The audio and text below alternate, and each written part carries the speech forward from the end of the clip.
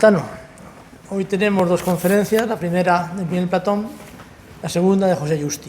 ¿Qué nos puedes contar de la intervención de José Justi? Bueno, la intervención de José Justi es especialmente interesante porque trata de la reforma del régimen jurídico del Estado vía leyes administrativas.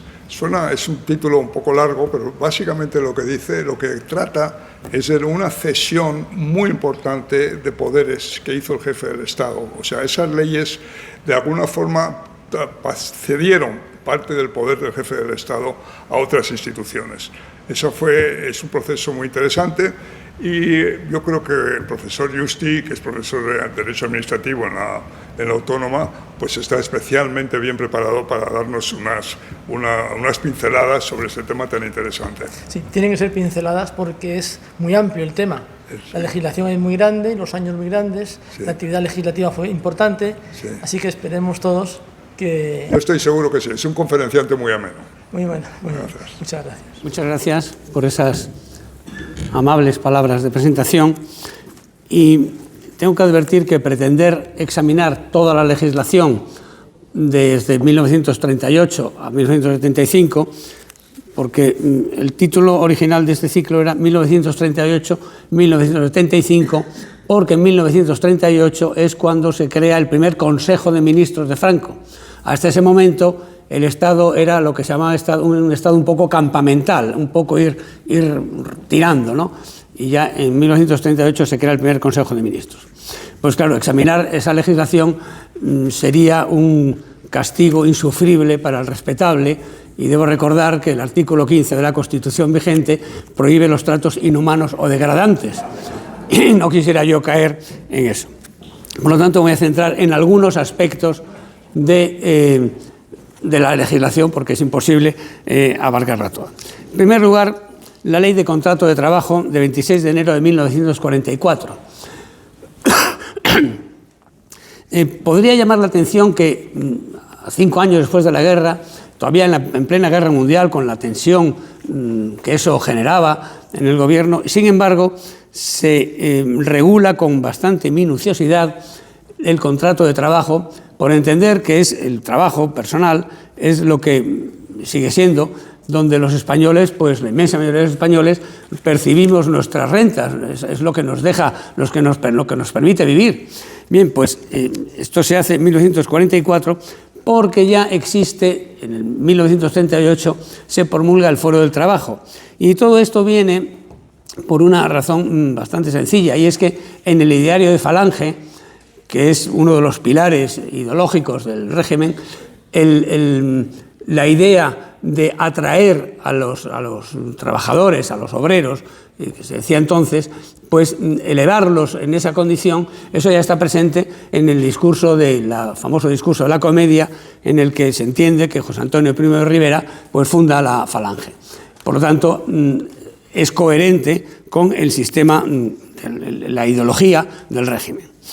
La Ley de Contrato de Trabajo de 1944 estuvo vigente 32 años, por tanto debió ser bastante buena. Yo la estudié en la facultad.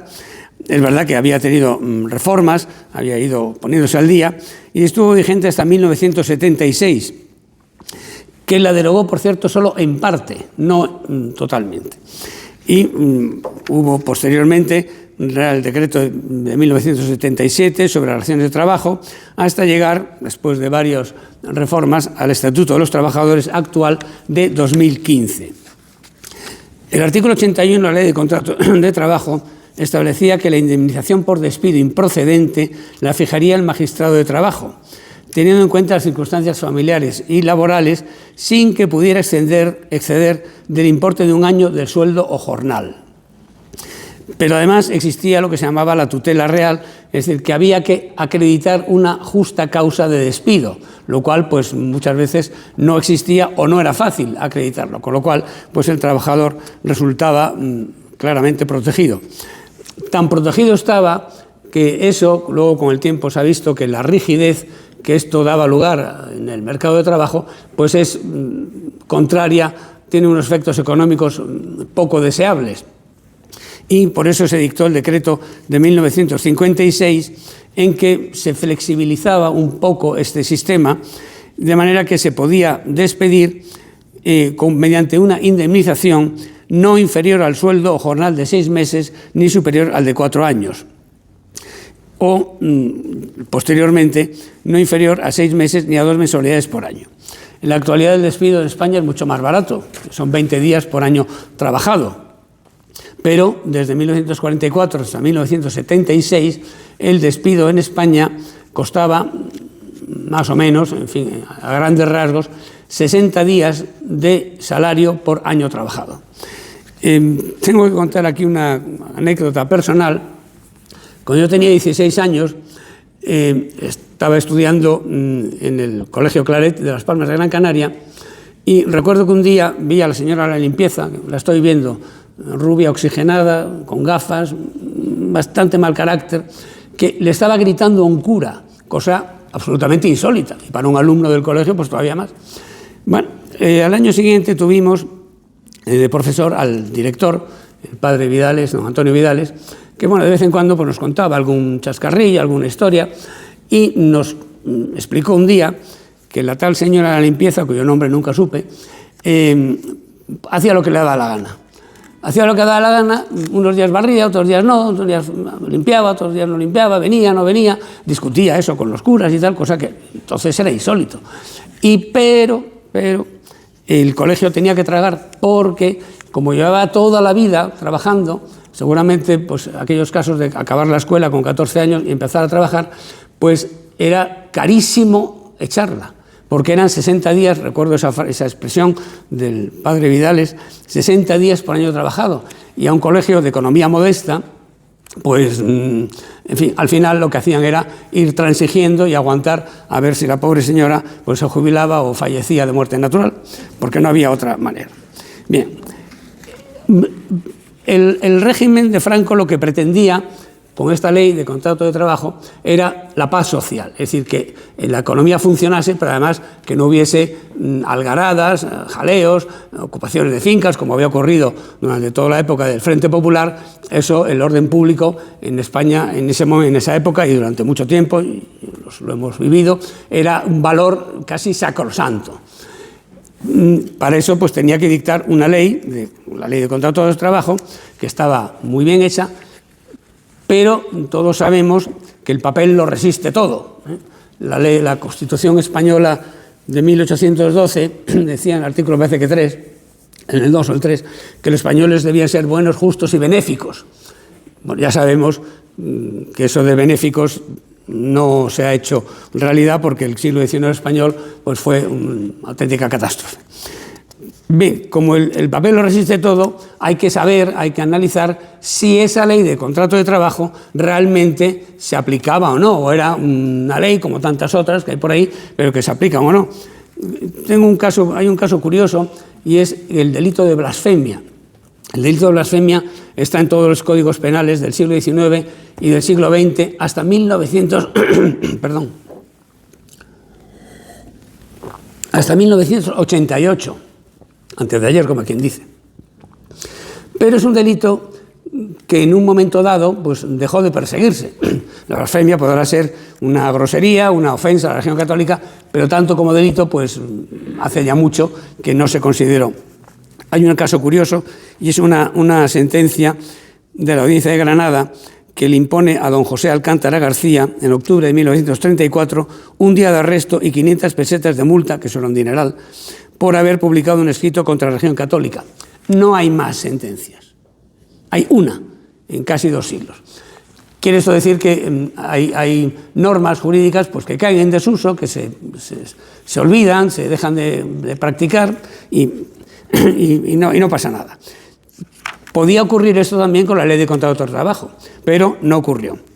No ocurrió porque el régimen de ese señor, que Miguel Platón ha sido muy valiente al nombrarlo, yo casi no me atrevo, porque si uno dice generalísimo Franco, que no lo he dicho, por cierto, bueno, pues a lo mejor hay quien le da erisipela o algo así. Bueno, pues durante el régimen creó, pero también propició otras instituciones que hacían que esa ley se cumpliese.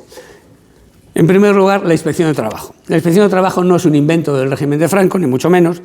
sino que es una idea del Instituto de Reformas Sociales, que fue creado, era un organismo autónomo, creado en España en 1903 por Francisco Silvela, para que estudiara y propusiera las leyes y decretos que mejorasen la vida y las condiciones laborales de las clases obreras, decía así. Posteriormente, en 1920, don Eduardo Dato pues creó el Ministerio de Trabajo, cosa que los anarquistas le pagaron muy bien asesinándolo en la Puerta de Alcalá. El Instituto de Reformas Sociales dio lugar a la Comisión de Reformas Sociales, que luego fue disuelto en 1924 por el general Primo de Rivera, porque lo incorporó a las organizaciones corporativas propias del sistema. Y el Instituto de Reformas Sociales en 1906 tiene la idea de crear la Inspección de Trabajo, a la que se le encomendaba la vigilancia del cumplimiento de la legislación social de entonces. Ya existía la Ley de Accidentes de Trabajo de 30 de enero de 1900, la Ley sobre Trabajo de Mujeres y Menores de 1900 también, la Ley de Descanso Dominical de 3 de marzo de 1904 y otras muchas. Y era un cuerpo de funcionarios, entraban por oposición y tenían la misión de verificar que las condiciones de trabajo, las establecidas en la legislación de entonces, se cumpliesen. Y además se le dotaba de algo muy importante, que era la presunción de veracidad de las actas extendidas por la Inspección de Trabajo. Es decir, lo que el inspector de trabajo fijaba en el acta, eso en principio era la verdad, salvo prueba en contrario, claro.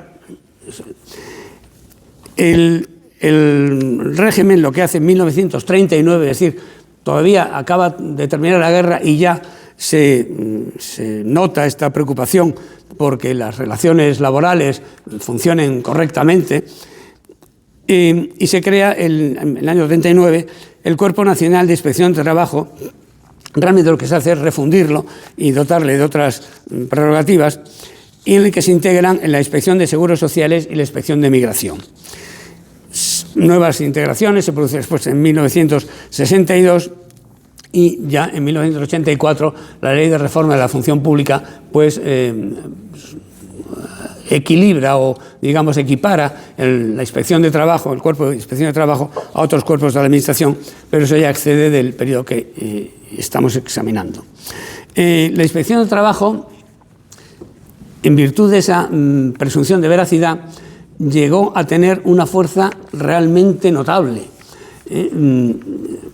Yo he conocido casos de que le decían al director general de una empresa de 500, 600 trabajadores: está ahí el inspector de trabajo, y se le caían los pantalones. Salía corriendo a recibirlo porque la Inspección de Trabajo tenía temible, pues algo parecido como si ahora nos dicen la Inspección de Hacienda, ¿no? Que viene María Jesús Montero, pues aquí todo el mundo sale corriendo, pues algo así. Llegó incluso a excederse, porque la Inspección de Trabajo, que tuvo un gran efecto, y es que las normas de trabajo se cumplían, normas que además en general tenían una cierta idea tutelar de lo que era la inspección, las relaciones laborales. Tengo por aquí una sentencia muy curiosa de 1927, en que el Tribunal Supremo habla del carácter tutelar y de caridad cristiana con que deben interpretarse las leyes sociales en favor de la clase siniestrada. Hombre, esto hoy nos hace sonreír, pero en fin, era la idea que existía, ¿no? Bien, la Inspección de Trabajo, que repito, tenía legalmente establecido la presunción de veracidad de los hechos consignados en el acta, en virtud de esa fuerza, de esa potencia que tenía, de ese cierto temor que tenían los empresarios en que el operario se fuese a la Inspección de Trabajo y que viniese una inspección y le pillasen algo, pues se excedió en favor del trabajador, hay que decirlo. Pero desde el punto de vista jurídico se excedió porque se entendió durante bastante tiempo, hasta el año casi 2000, 2001, que lo que consignaba el inspector de trabajo en el acta, fuesen hechos o fuesen impresiones o deducciones, eso era cierto, salvo prueba en contrario siempre. Yo recuerdo actas, cuando yo tomé posesión de juzgado de lo contencioso administrativo número 3 de Madrid, el 15 de diciembre de 1998, y a partir de ahí pues empezamos a ver recursos contra actas de la Inspección de Trabajo. Y recuerdo que había actas con una redacción que, claro, eso, desde el punto de vista jurídico, no digo desde el punto de vista social, que para el trabajador era muy bueno, pero desde el punto de vista jurídico pues no podía admitirse. Y es que se redactaban actas de este tenor.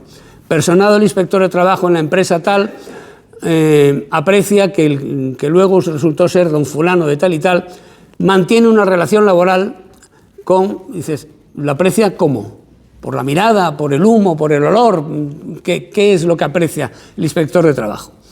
Porque los hechos sí pueden ser ciertos, pero las impresiones, la deducción del inspector de trabajo, claro, yo a veces decía, hombre, si el inspector de trabajo tiene una bola de cristal, ¿por qué no la tiene el magistrado? Que también sería más cómodo, para mí, para no equivocarme. Y efectivamente, en la Inspección de Trabajo se dio cuenta de que así no podía ganar los pleitos.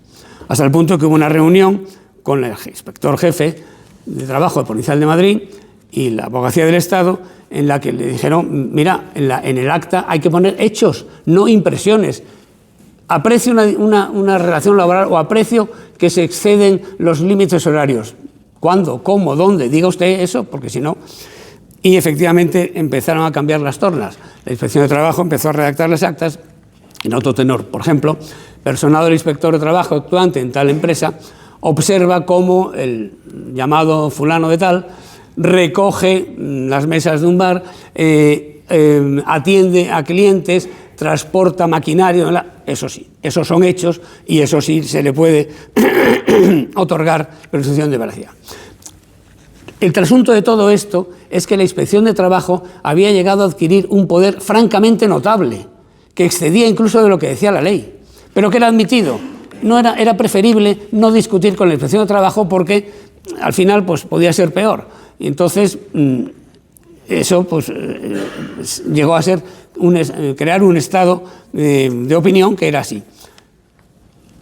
Esto, que repito, desde el punto de vista jurídico, pues no es lo más correcto. Sin embargo, desde el punto de vista laboral y social, lo que fue un elemento fundamental para tener una paz social enorme, porque efectivamente hubo huelgas, la famosa huelga de los mineros en 1962, en la cuenca asturiana, que duró bastante tiempo, pero por regla general las relaciones laborales en España pues, se mantuvieron en unos niveles muy aceptables de conflictividad, que era lo que el régimen quería y era también lo que convenía a los trabajadores, no hay que negarlo.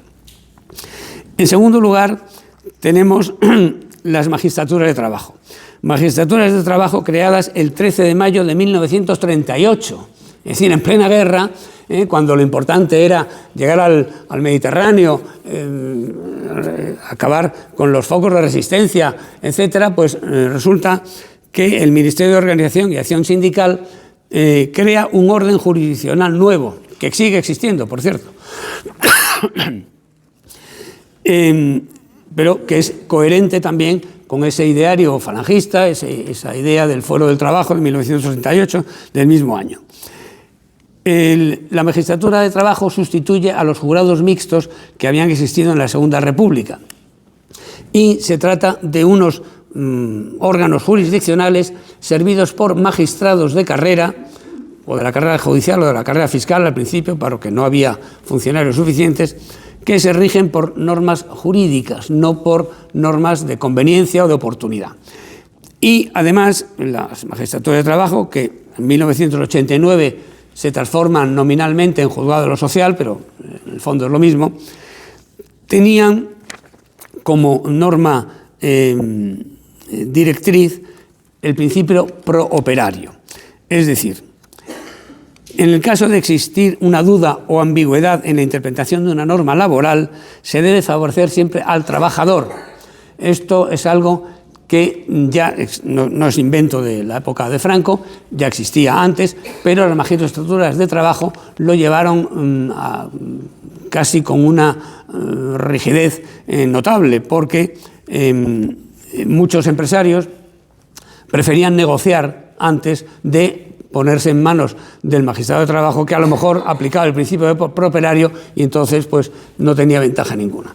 Y efectivamente la negociación en la magistratura de trabajo ha sido una constante y sigue siendo, lo cual además le ha dotado de mucha agilidad, porque el señor que vive de un trabajo no puede estar pendiente 4 años o 3 meses o 6 sin cobrar, porque su vida es eso. Este principio properario se mantiene actualmente en el Estatuto de los Trabajadores de 2015, es decir, viene de principios del siglo XX, finales del XIX, principios del siglo XX, ha pasado por todos los distintos regímenes políticos españoles, y el artículo 3.3 del Estatuto de los Trabajadores dice lo siguiente: los conflictos originados entre los preceptos de 2 o más normas laborales, tanto estatales como pactadas, que deberán respetar en todo caso los mínimos de derecho necesario, se resolverán mediante la aplicación de la más favorable para el trabajador apreciado en su conjunto y en cómputo anual respecto de los conceptos cuantificables. Con estas 2 instituciones y con este principio properario, pues se consiguió que durante mucho tiempo, hasta casi el final de la época del régimen, pues una paz social muy aceptable que redundaba, como he dicho antes, no solo en beneficio de la economía, sino sobre todo también en beneficio del trabajador. Además de este aspecto, que quería señalarlo, porque ahora se oyen pues por los sindicatos que dicen esto, lo otro y más allá, y sin embargo en los últimos años los sindicatos han puesto el grito en el cielo porque la indemnización por despido se ha rebajado a 20 días laborables por año trabajado. Claro, querían 60 días laborables por año trabajado, pero es que entonces lo que querían era el año 39, el año 40. Entonces, ¿en qué quedamos? O se está en un sitio o se está en otro. Pero bueno, con ser esto importante, también quiero hacer aquí ahora una segunda parte en relación con lo que es la actuación del Gobierno y de la Administración en el largo proceso de sometimiento al derecho. El ideal de todo gobernante es no tener límites. Yo lo comprendo, claro, es natural, no tener pleitos ni tener que someterse a reglas, en fin, eso sería lo ideal, pero hoy en día, pues evidentemente es impracticable, si es que a alguien se le ocurre. Alguien que no sea pues Maduro, por ejemplo, o algo así, ¿no? Alguien normal. Este largo proceso tiene muchos elementos clave, pero quizá los más importantes sean 2. El primero, la responsabilidad patrimonial del Estado y de la Administración pública. Decía un profesor de la Universidad de Burdeos, Maurice Oriu, que en los primeros años del siglo XX, 1910, 15, que al Estado entendido como tal, todo el aparato administrativo, Estado, provincia, municipio, en fin, en Francia, departamentos, no se le pedía que se limitase al orden público, como había sido el Estado abstencionista que había regido en gran parte del siglo XIX, sino que lo que se le pedía era que actuase, que regulase las relaciones laborales, que sacase de la miseria esos ejemplos terribles de Dickens y de otras plumas que relatan unas circunstancias laborales y de vida terribles, de miseria, que Pío Baroja lo describe muy bien en sus novelas, La Busca, La Mala Hierba y Aurora Roja. En fin, todo eso, pues lo que la gente pide no es que se limite el Estado al orden público, sino que actúe en beneficio del bienestar material, sobre todo de los menos favorecidos. Y si en ese actuar el Estado pues lesiona bienes y derechos, porque puede ocurrir que por hacer una carretera pues se lleve por delante una finca, por ejemplo, o que sea impracticable el cultivo, o cualquier otros casos, por ejemplo, cuando en la persecución de un delincuente, cosa que todos entendemos que es algo que tiene que hacer la policía, pues un coche se cruza o ocurre un accidente, eso es inevitable, pero entonces que indemnice. El principio de responsabilidad patrimonial, de indemnización, diría que casi universal, de la Administración. En España, la responsabilidad patrimonial de la Administración, es decir, que la Administración actúe, pero que si causa daño, indemnice, pague el daño causado, se inicia con la Ley de 9 de abril de 1842, dictada para indemnizar los daños causados por operaciones militares en la primera guerra carlista. Porque, al ser una guerra civil, pues a veces se llama una guerra civil, sobre todo en el País Vasco, donde la población es dispersa, pues ocurría muchas veces que las tropas se tenían que refugiar o parapetar en corrales, casas, etcétera, y causaban daños. Posteriormente, hay una ley de 1899 sobre indemnización de reos que luego probasen su inocencia. Esto también parece bastante lógico, porque te condenan, pero luego resulta que eres inocente, hombre, por lo menos que te hagan menos amargo el trago. Los artículos 1902 y 1903 del Código Civil establecieron una regla general de indemnización, pero el Tribunal Supremo lo entendió de una manera harto restrictiva, con lo cual pues no dieron el juego que debían haber dado. La Constitución de 1931 también admite en el artículo 41 la responsabilidad subsidiaria del Estado o corporación por los daños causados por funcionario público que en el ejercicio de su cargo infringiere los deberes en perjuicio de tercero. Pero ya digamos que en la recta final del principio general de responsabilidad patrimonial del Estado, entendiendo por Estado todo el aparato administrativo, Estado, provincia, municipio, comunidad autónoma, corporaciones locales, etc. Se dicta una ley de 31 de diciembre de 1945 sobre indemnización por muerte o incapacidad causadas por uso de armas de fuego por fuerzas militares o de orden público, dictada a raíz de la intervención armada, intervención terrorista del maquis, que, como fue otra pequeña guerra civil, pues causó muchos daños, y la propia represión del maquis pues a veces se veía obligada a lesionar derechos de personas pues que no tenían nada que ver con aquello. Y se aprovecha la ley de expropiación forzosa de 1954, que sigue vigente, no debía ser tan mala, que en el artículo 121 dice lo siguiente: dará también lugar a indemnización con arreglo al mismo procedimiento toda lesión que los particulares sufran en los bienes y derechos a que esta ley se refiere, siempre que aquella sea consecuencia del funcionamiento normal o anormal de los servicios públicos o la adopción de medidas de carácter discrecional no fiscalizables en vía contenciosa. Con esto se establece el principio general de responsabilidad patrimonial de la Administración Pública en su actuación. Y además la ley, por cierto, que este precepto está prácticamente transcrito igual en el artículo 106, párrafo segundo de la actual Constitución española.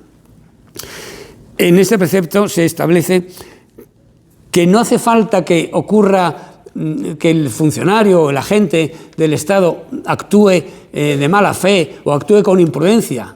No, que actúe simplemente funcionamiento normal o anormal de los servicios públicos. Bien porque es lo lógico y lo normal, o bien porque efectivamente el funcionario se ha excedido o ha habido algún tipo de imprudencia. Es igual. La indemnización se debe pagar, es exactamente igual. En todo caso, el daño habrá de ser efectivo, real, es decir, no hipotético. Es que yo pensaba que iba a hacer... No. Usted le han causado algún daño, eso sí se indemniza. Lo que nos indemniza es las expectativas más o menos vaporosas.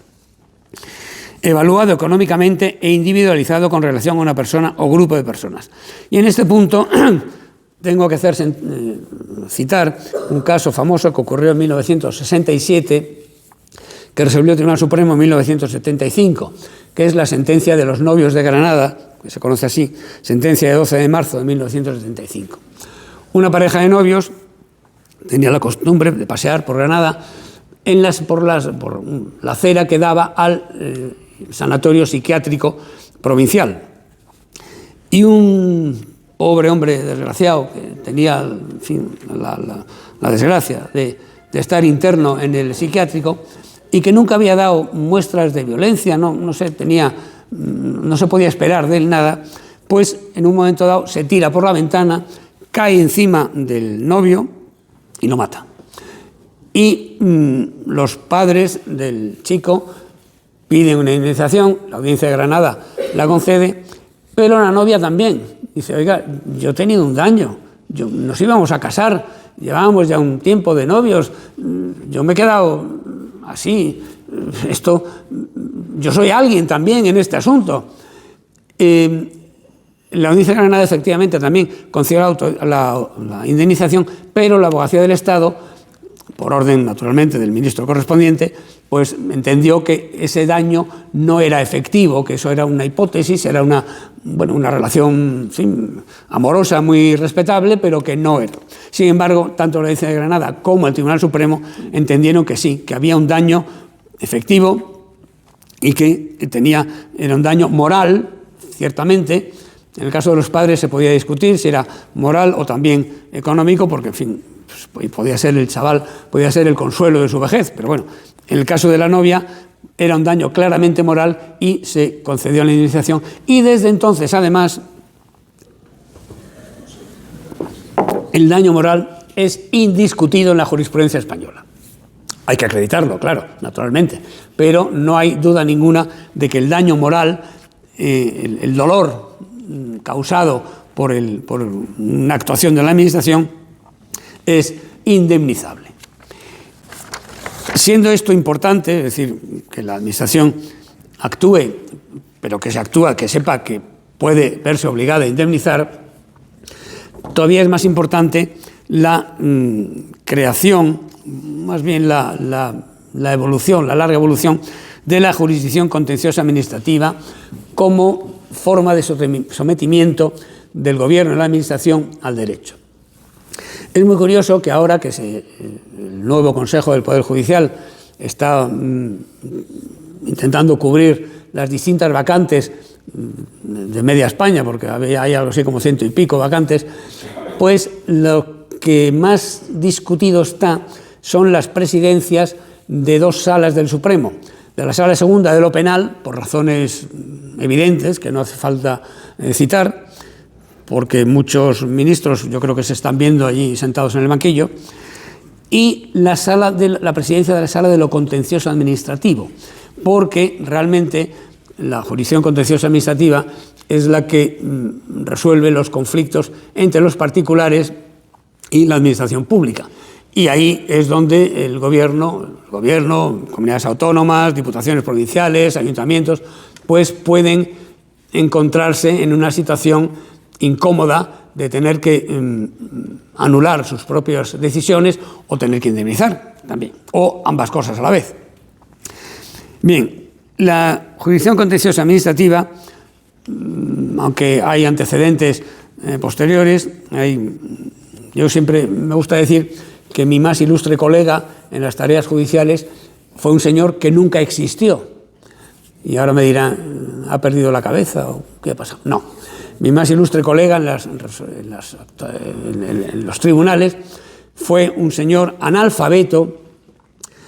Él dice que no sabe leer y escribir, pero que sabe hasta 4 oraciones, y es cristiano viejo, que se llamaba Sancho Panza, que cuando es nombrado gobernador de la ínsula Barataria es gobernador y juez a la vez, y resuelve unos cuantos casos que le plantean casos de mentira, porque aquello es todo un montaje de los duques para tomarle el pelo a Don Quijote y a Sancho Panza, y lo resuelve con un gran sentido común, con lo cual a lo mejor pues no hacía falta hacer oposiciones para ser juez, sino con ser analfabeto y saber 4 oraciones y no estar 2 años y medio como estuve yo estudiando como un loco para llegar ahí. Bueno, bien, pues durante mucho tiempo en un primer estadio, no me voy a remontar mucho más allá, pero contra el Estado, contra el rey y sus oficiales no se puede pleitear. Eso es casi delictivo, eso es una falta de respeto, eso no se puede hacer.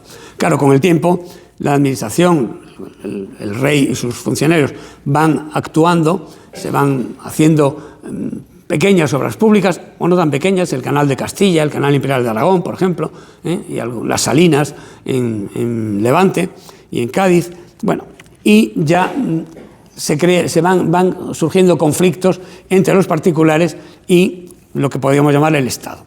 Pero en fin, sin sin remontarnos a tanto, en el siglo XIX, vamos a fijarnos ahí, pues contra la resolución recurrida, en el siglo XIX hay que tener en cuenta que es la eclosión de la administración. La administración ya empieza a contratar ferrocarriles, con lo que eso implica, de expropiaciones, de inversión, de concesiones administrativas. También empieza una cierta política de embalses, de regadíos, de carreteras, de instrucción pública, que hasta entonces pues, no estaba. Es decir, el gobierno y la administración empieza ya a meterse en muchos campos y cuando se mete en campos pues es inevitable que surjan conflictos. Bien, pues durante mucho tiempo, hasta 1845, lo que había realmente era un recurso, lo que hoy llamaríamos un recurso de reposición ante la autoridad que ha dictado el acto, recurso que hasta 1992 se decía y se sigue diciendo que es prácticamente inútil, porque es, por otro lado, muy humano. La autoridad que ha dictado un acto, que ha tomado una resolución, pedirle que rectifique, pues lo normal es que no lo haga, porque si está bien pensado, si está bien hecho, pues entenderá que no lo va a hacer, ¿no? El recurso de reposición, aunque es muy difícil cuantificar el éxito, pero se calcula que se estiman el 0,1% de los recursos de reposición que se interponen, es decir, el 1 por 1000. Bueno, en 1992 el recurso de reposición pasó de ser obligatorio a ser potestativo, que era algo bastante razonable. Bien, pero volviendo a 1845, las leyes de 2 de abril y 6 de julio de ese año crean los consejos provinciales y el Consejo Real. Estos consejos provinciales y Consejo Real, que estaban formados por funcionarios, no por jueces, por funcionarios, tenían la misión de asesorar, de emitir un dictamen para que la autoridad competente resolviese el recurso que se llamaba de otra manera, pero realmente era un recurso de reposición. Yo no dudo de la honradez y probidad de aquellos funcionarios que formaban parte de los consejos provinciales del Consejo Real, pero realmente lo que se estaba haciendo es que la administración se convertía en juez y parte. Los actos del gobernador civil, de la Diputación Provincial, eran asesorados por un órgano que dependía del gobernador civil o de la Diputación Provincial. Pues hombre, por lo menos cabe la sospecha de que aquello pues, no era muy limpio, o podía no serlo. Ya sabemos que la mujer del César no solo tiene que ser honrada, sino también parecerlo. 5 minutos, vale. Pues bien, pues esto con una larga evolución, con pasos adelante y atrás, en la Revolución de 1868 se eliminan estos consejos provinciales y se ordena que se remitan todos los pleitos a las audiencias territoriales o al Tribunal Supremo, con lo cual la división de poderes pues parecía que estaba asegurada, pero claro, como lo había ordenado la Revolución de 1868, cuando viene la restauración de Alfonso XII, pues se vuelve al sistema anterior.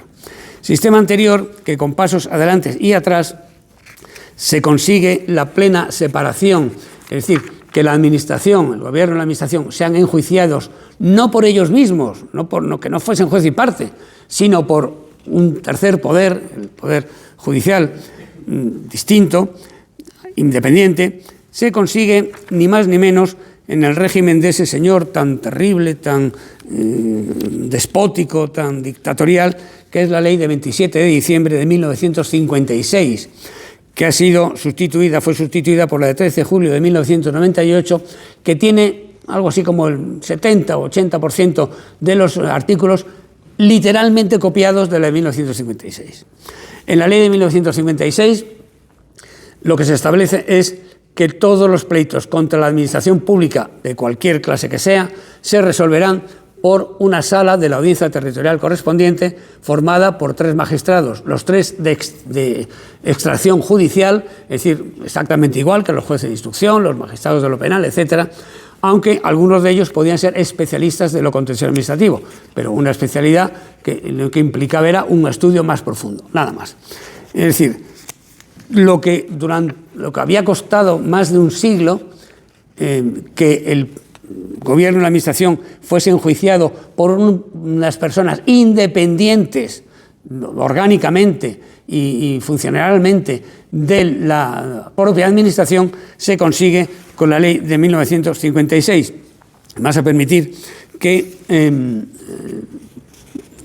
cuente un hecho histórico que revela hasta qué punto el Poder Judicial era independiente en esta época de 1978 a 1975. En julio de 1968 estalla el caso Matesa. El caso Matesa era un señor, un empresario muy avispado, don José María Vilarreyes, que había creado un telar sin lanzadera, que nunca supe lo que era, pero que se lo dedicaba a la exportación y que se beneficiaba de ayudas directas a fondo perdido de la exportación, beneficios fiscales y créditos muy blandos, créditos muy favorables, pero luego resulta que esos telares no se vendían nunca, se exportaban, pero hay un informe del agregado comercial español en Perú que dice que los telares están en un muelle del Callao oxidándose y que allí nadie los recoge. En fin, era todo un montaje para beneficiarse de esas ayudas y de ese dinero. Esto llegó a oídos del director general de aduanas, el general de artillería, don Víctor Castro San Martín, que además era licenciado en ciencias exactas y por lo visto tenía una enorme afición por la estadística. Y al leer unos informes se dio cuenta de que era imposible que aquel señor exportase tal cantidad de telares porque no había mercado en el mundo que los consumiese. Se puso en conocimiento de la justicia y el juez de delitos monetarios, que no me acuerdo cómo se llamaba, Sánchez del Corral, hombre, mira, ya he aprendido algo. Pues a medida que avanzaba la investigación se da cuenta de que hay una implicación a título culposo por negligencia, no porque hubiesen llevado algo como, en fin, ahora se estila, a título simplemente de culpa invigilando, de negligencia, del anterior ministro de Hacienda, señor Navarro Rubio, entonces gobernador del Banco de España, y el entonces ministro de Hacienda, señor Espinosa San Martín, y el ministro de Comercio, señor García Moncó. Y claro, en 1969, cuando el juez de delitos monetarios se encuentra con aquello, pues habla con el presidente del Tribunal Supremo, don Francisco Ruiz Jarabo, y le dice, si esto sigue así, y parece que va a seguir así, faltaban muchas diligencias que practicar, mucha investigación, me veo en la obligación de procesar a 2 ministros en activo y a un exministro. Claro, eso era un escándalo terrible. Hoy no pasa nada. Hoy tenemos al fiscal general del Estado pues gozando de la fiscalía y durmiendo tan ricamente, pero bueno, entonces sí. El señor Ruiz Jarabo fue en 2 ocasiones a ver a su excelencia a plantearle la cuestión, excelencia, si esto sigue así y parece que va a seguir así, ¿qué hacemos?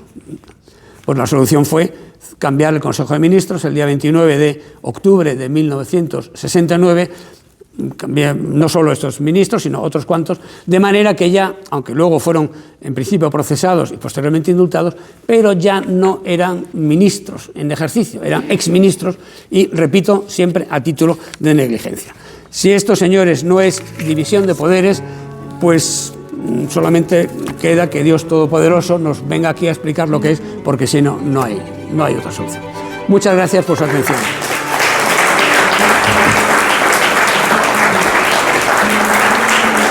Gracias. Muchas gracias.